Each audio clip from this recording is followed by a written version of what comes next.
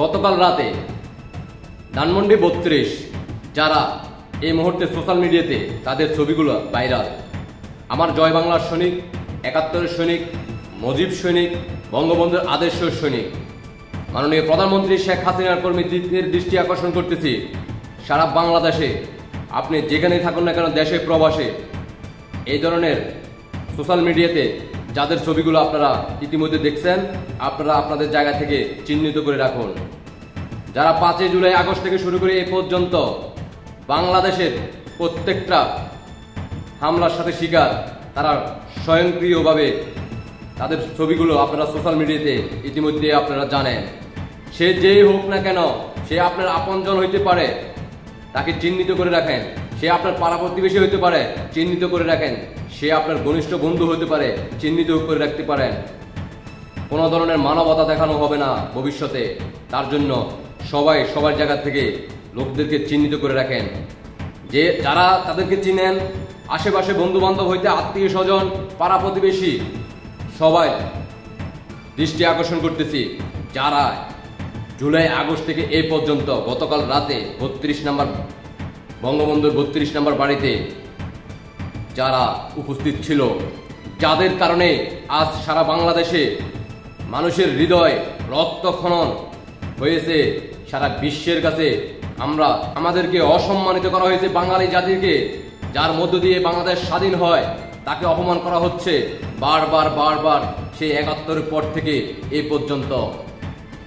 বিগত দিনে social media না থাকার কারণে পূর্বের ইতিহাস তরুণ প্রজন্মরা জানে না।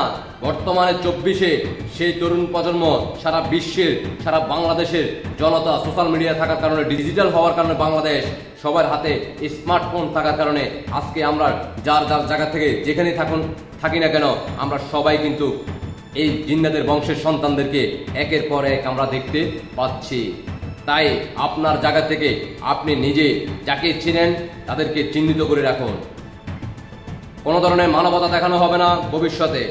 সে আমার আপন ভাই হোক, সে আমার রক্তের কেউ হোক, অথবা সে আমার বন্ধু হোক, হয়তোবা সে আমার পাড়া প্রতিবেশী হোক, হয়তোবা আমার ক্লাসমেট হতে পারে, কোনো সমস্যা নাই।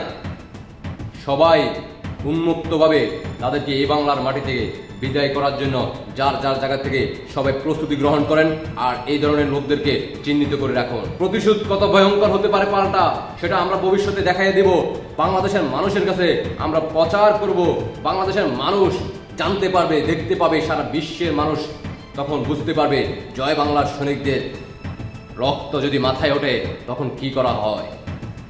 ইতিহাস বলে এই বাংলার মাটিতে জয় বাংলা ব্যতীত অন্য কোনো অপশক্তি এই বাংলার মাটিতে সক্রিয় হতে পারে নাই, বিজয় হতে পারে নাই জয় বাংলার বিরুদ্ধে গিয়ে। আমরা জয় বাংলার সৈনিকেরা যেভাবে পাকিস্তান থেকে বাংলাদেশকে চিনিয়ে নিয়ে আনতে সক্ষম হয়েছি, এই ২৪-এর রাজাকার জিন্নাতের বংশের সন্তানদের ২৫ সাল আমরা ইনশাআল্লাহ তাদের কাছ থেকে এই বাংলার মাটিকে আবার মুক্ত করব। তার জন্য আমরা জয় বাংলার সৈনিকেরা জীবন দিতে প্রস্তুত।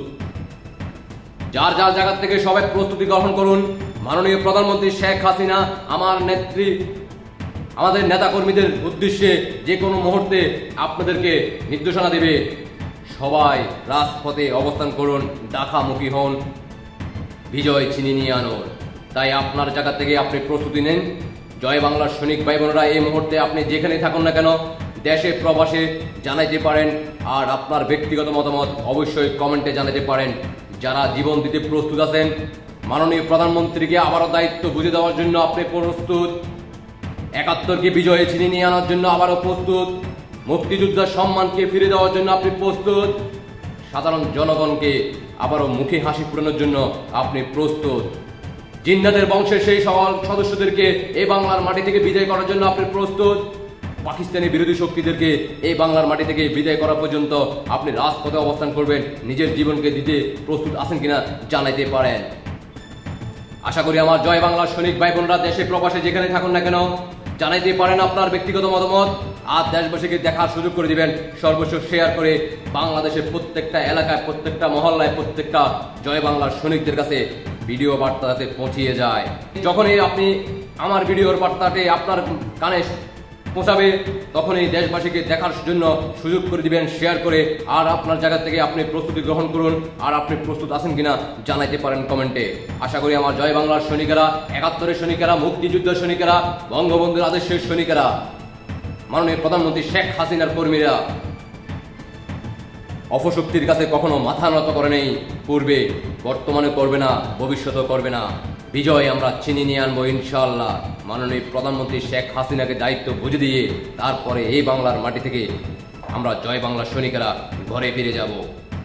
বিজয় আমাদের সুনিশ্চিত ইনশাআল্লাহ। জয় বাংলা, জয় বঙ্গবন্ধু, জয় শেখ হাসিনা। আল্লাহ হাফেজ।